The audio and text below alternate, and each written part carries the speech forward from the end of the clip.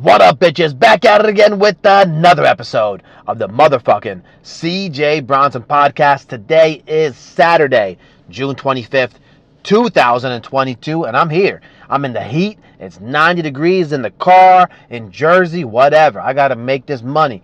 I got to be out here delivering daily, 7 days a week, but it's going to be all right. I got faith. Everything's going to be okay. With everything going on in the world today, shit could be a lot worse. That's what I always say.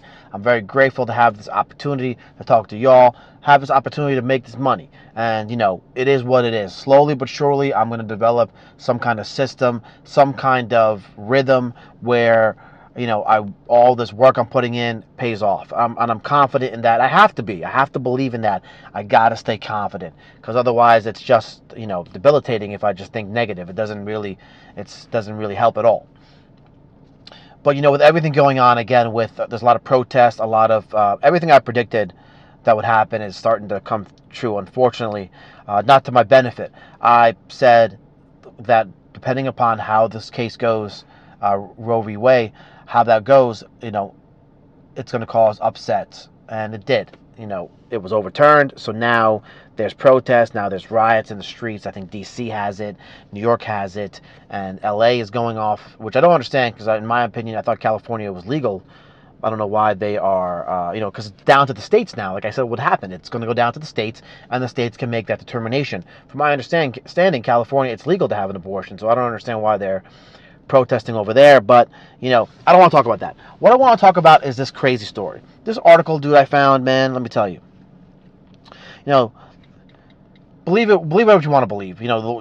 But things happen the way they happen. The world is really strange. Some say it's a matrix. Some say there's a God. Some say, we're in a simulation, whatever. And we have no control over our actions, and it's just fate. I don't know what to believe. But what I do know is that you have to help each other. We have to help one another. And this story is a fantastic example of that. And, let me read the title for you guys. Woman in New York City escapes her kidnapper by leaving a note to call the police with Grubhub. That's right, folks. I could be your hero. You never know. So let me continue. When restaurant workers at the Chipper Truck Cafe in Yonkers.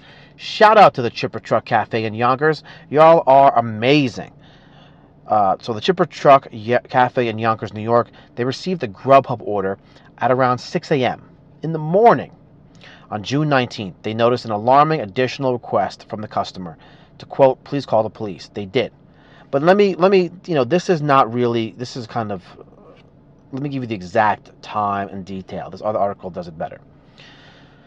So the employees at the Chipper Truck Cafe, they received an order around 5 a.m. The other one's at 6. This one is 5. And I'm starting to believe this one more because this is the New York Post, and I kind of have more faith in what they say.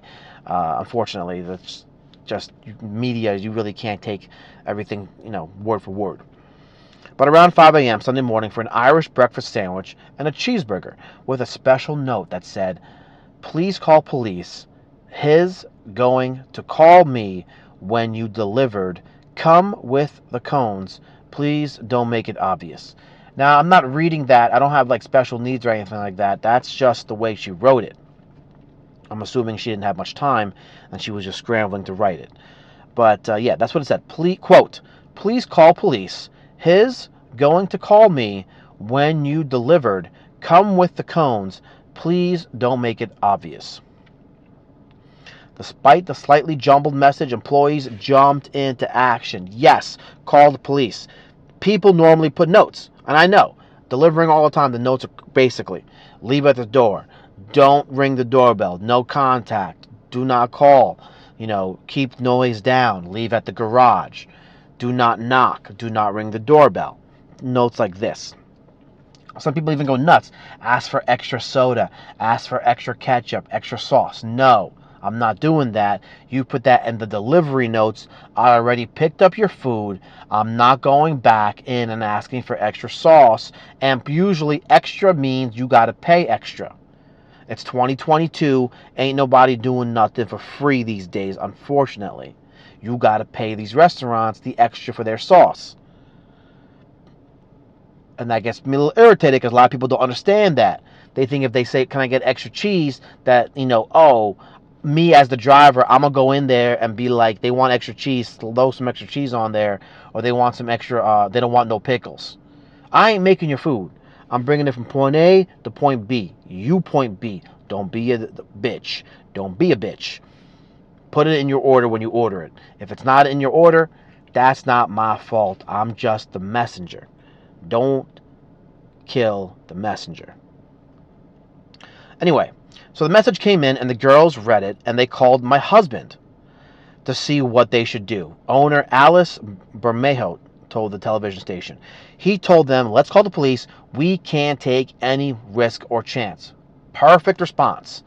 Perfect response. And this was very dangerous because, it's 5 a.m. in the morning. Most people are barely awake as far as employees are concerned. They're like, you know what? Just make the food, send it out. Most of these employees probably didn't even, like, that I know, barely even read the notes. They see the sandwich, keep it moving. Make the sandwich, let's go. Cheeseburger, Irish breakfast sandwich, whatever the fuck that is, make it, let's get it out. Sometimes they don't even see the note. Most times they don't see that note. So luckily they read this note. That you are so lucky they read this note. Otherwise, someone like me is going to see it, and I don't know what I would do. Honestly, I would probably, I'd probably call the police myself on my way to drop off the food, because I got to make it seem, because they could track me driving, so I got to make it seem like I'm actually delivering it to your house. Otherwise, I'm not going to drive to the police station. That's going to be mad obvious. I would be driving to your house or apartment or whatever, your residence, while on the phone with the police and letting them know what I'm doing, because I would just stop very long at a lot of red lights. I don't know what else to do. If the restaurant didn't do it, I'm saying the driver. And this is important for drivers because we have to be aware now, because this can happen. You never know. I go through the routine all the time. I pick up the food, I hit the button, I picked up food, hit the delivery button, it gives me the address, I put it in maps, and I just start driving. Sometimes I don't read the note until I'm like a house or like a street away. I'm like, let me read this note. Oh, they say I'm going to die, or they say pick up extra sauce. Either way, I'm not picking up extra sauce. I'm already on the way. You should have put that in the beginning, like I said earlier. But now I'm going to definitely make sure to read the note when I pick up the food before I even start driving, because you never know. Now, that's crazy. What sucks, and I told Grubhub about this, is that we don't see the delivery notes until after the order is picked up. So she must have put this note in when she ordered for the kitchen, because the kitchen or the restaurant does not see delivery notes. Only we see delivery notes, again, once we hit the button for pickup order. It's really strange. So they have two sections to put a note. One section for the restaurant, another section for the driver. So luckily she was smart enough to put it in the correct section. Because like I said, the majority of my people who order food, they put it in the driver section. And as the driver, I don't make your food. So you're SOL, aka shit out of luck. But that was not the case for her. She was very lucky. I mean, besides the whole kidnapping part and rape, but she was very lucky about having workers here who responded promptly. So let's continue. When the order left with the driver, cafe employees weren't sure what happened until the next day. They still delivered the order. They still made the food. They still gave it to the driver, but they also called the police. Interesting. So hopefully the police met the driver at the residence before they got there. That'd have been really awkward, huh? She shows up finally, and they open the door, and it's just her food, and she's like, "Oh, it's just the food." But no, I'm assuming that's what happened. I'm hoping that's what happened. I don't know. Let's keep reading. A detective had called and said there had been an arrest made and that the girl was safe, and we were so happy. Bermejo, News 12 reported. Said Bermejo. The victim was a 24-year-old woman who sent the alarming message, and the alleged rapist was 32-year-old Kamoy Royal. Royal was arrested Sunday morning and charged by the NYPD. Look at the list. Look at the list of charges my man got hit with, yo. Rape, strangulation, criminal sex acts, unlawful imprisonment, sexual abuse, criminal possession of a weapon, assault, and menacing. As if menacing does not fall under the guidelines of all the other things. Because, I mean, in my mind, when you are sexually abusing someone, you're basically menacing. Or But I didn't even know menacing was a separate charge, so now I got to be careful because I don't really have a smile on my face when I deliver. I deliver like this. This is me when I deliver. Because I'm usually angry, like, this bitch ain't gonna tip me nothing. This bitch gonna give me 50 cents. I see the big ass house, I see the 8-car garage, I see the fucking mansion, and I already know your ass will give me no tip. I already know this shit. I already know it going in. So I ain't gonna be surprised when I hit the button and I see that there's no tip. Because the bigger the house, the smaller the tip, in my experience. The wealthy very seldomly care about the middle or lower class. That's just my opinion. I'm allowed to have that until they tell me I can't. That is my opinion. That's based upon my experiences. If you want me to do a spreadsheet and break it down, I'll gladly do so. But that is, unfortunately, very unfortunately, because the people who order in these big houses usually order a lot of food and they don't tip, courteously, in my opinion. They usually live very far up in the mountains. My little Kia struggling to make up your fucking driveway. I get to the top. I fucking have to follow your book of instructions. Don't ring the doorbell. Walk quietly. No loud music. I got to go up these stairs. There's spider webs and shit. There's always a stone missing or a loose fucking brick. I hit my shin. I fuck myself up. I leave the fucking food, take the picture, and then I get $1.50 or some random shitty tip. Sorry. Where was I? As you can see, that I'm a little perturbed. That kind of that happens more than it should, in my opinion, to me. Can't speak for any other driver, but it definitely happens to me every day. Literally every day. I see this massive mansion. I'm like, yo, what celebrity lives here? I can't wait to see the tip I get. And then I hit delivered, whatever the app, could be DoorDash, whatever. And then it's like, boom, 50 cents. Go fuck yourself and your 50 cents.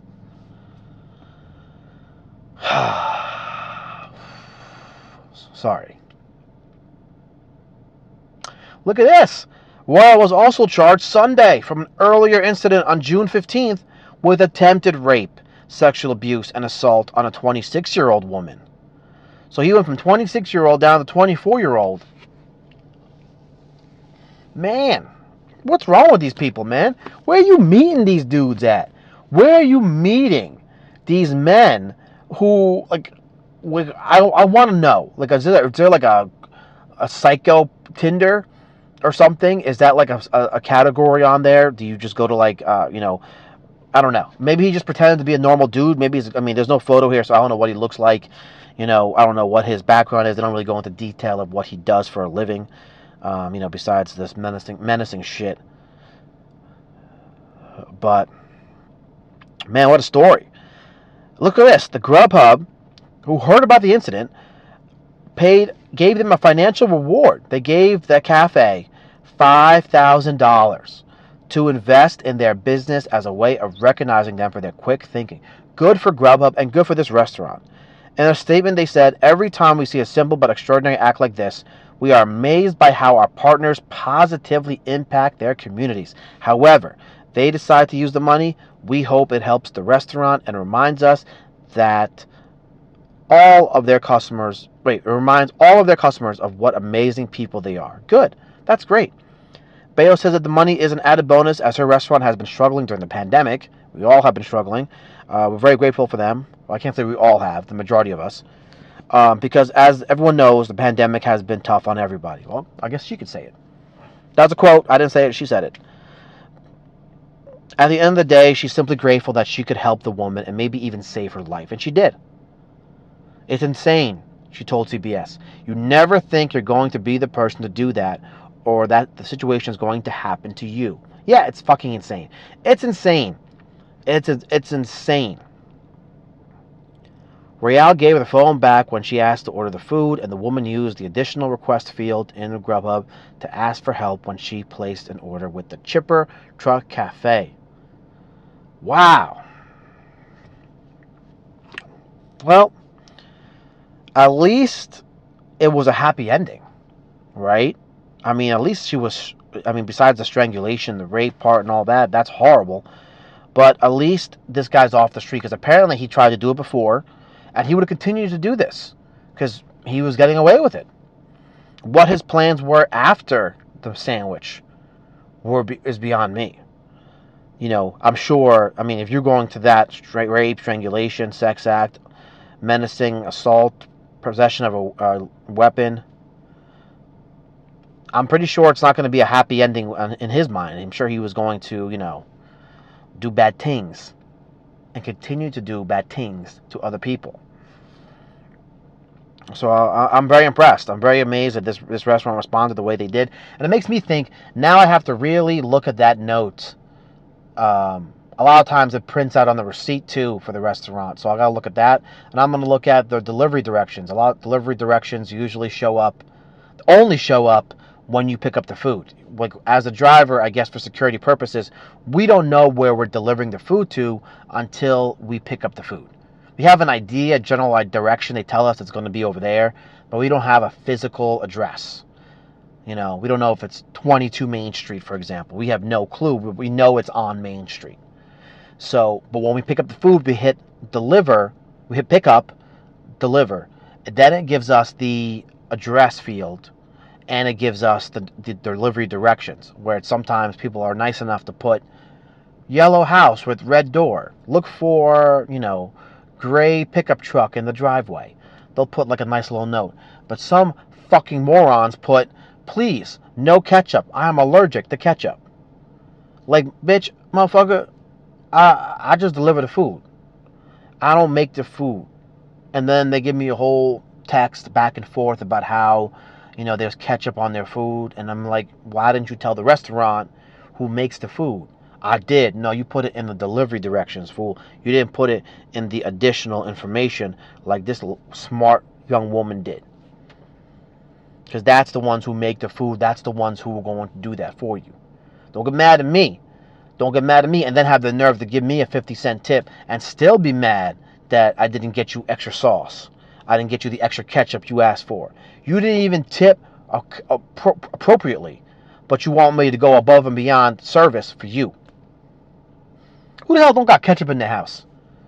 I keep ketchup on deck. I keep ketchup packets from everywhere I go. I got a big ass box of ketchup packets. I don't know if they expired or not, but I got it. But somehow or another, some persons always like ask for extra ketchup. Like, how you don't have ketchup in your house? What? I can see if it was like one of them crazy sauce packets, like sweet and sour sauce. Okay, then I can understand that. But how you don't have that in your house? And why don't you put that in the food preparation section? When you order the food, you put that in the restaurant section so they can put that in there. I ain't the one. Listen, I'll tell you right now. When gas prices $5 a gallon, I ain't turning around to get your fucking sauce. I ain't stopping. I ain't turning back. I ain't even apologizing. You understand? Because the majority of the time, you bitch-ass motherfuckers, and I'm talking to you. You know who I'm talking to. You motherfuckers asking for extra shit, and you ain't tipping extra. You barely tipping the recommended amount. You the one who hit the custom button for tip and put 50 cents. That's what you doing. And that's what you get from me. And that's actually kind of crazy in my opinion. Because I'm willing to read the note. I'm willing to sacrifice and suffer in this heat to try and deliver food for y'all.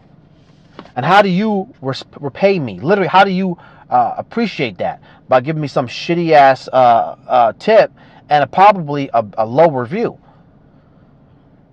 And the majority of the time, when I get to the damn restaurant, the fucking food ain't ready. So now I'm frustrated as hell already, waiting for this food, another 5-10 minutes. I finally get the food.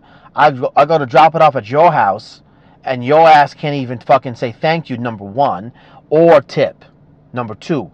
But you got a Tesla charging, you got fucking solar panels, you got a pool, y'all in the backyard swimming. Hey, bring it to the back, CJ. Hey, CJ, can you bring it back here, CJ? And I carry it like some damn fucking servant back to the pool, and you're gonna tip me $2.50. $2.50. It's hot as shit.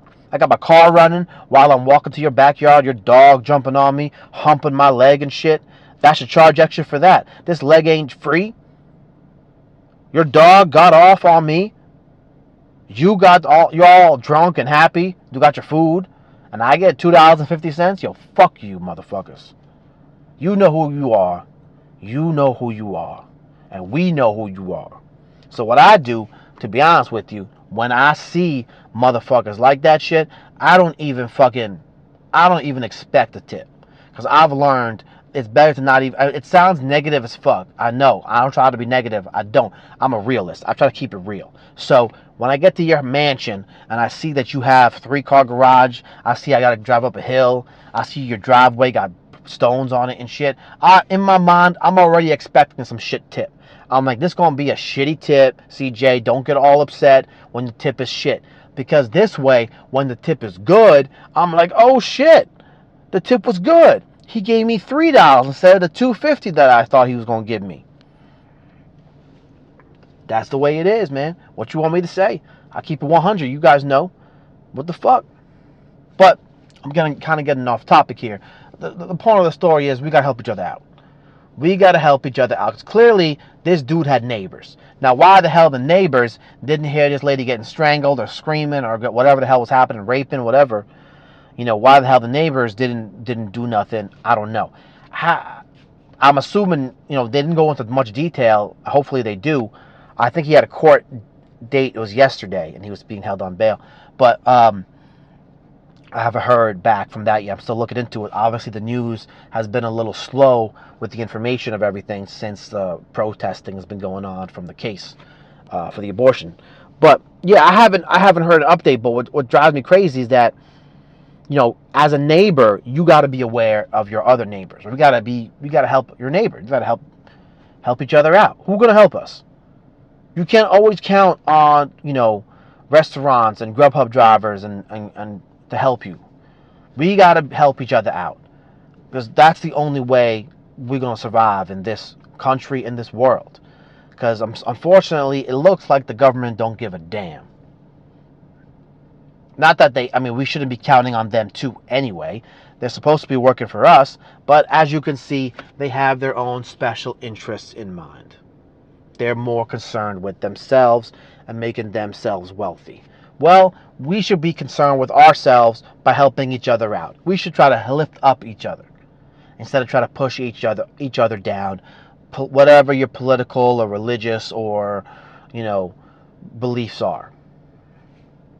That's my opinion. That's my little 2 cents for Saturday. Hope you guys enjoy the day. It's 90 degrees. As you can see, I am sweating. So I am going to sign off today. I'll definitely talk to you guys tomorrow. Enjoy. Have a great Saturday night. I love y'all. Bye-bye.